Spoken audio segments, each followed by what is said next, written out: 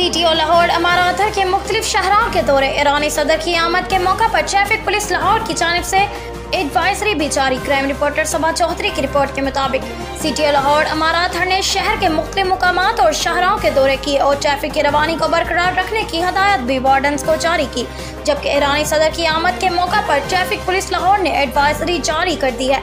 इस मौका पर सिटी और लाहौर अमारात ने कहा कि शहर लाहौर में मुकामी तातील पर गैर जरूरी सफर से गुरेज करें। शहरियों से Mall Road, Jail Road, Canal Road और मेन बुलेवार्ड रोड पर गैर जरूरी सफर से इज्तनाब करने की भी अपील की।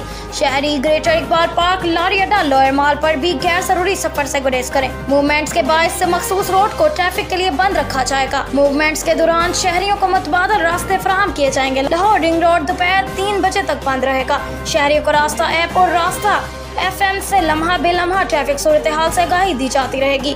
उन्होंने मजीद कहा कि शहरी मजीद रहनुमाई और मदद के लिए हेल्पलाइन 15 पर कॉल भी कर सकते हैं।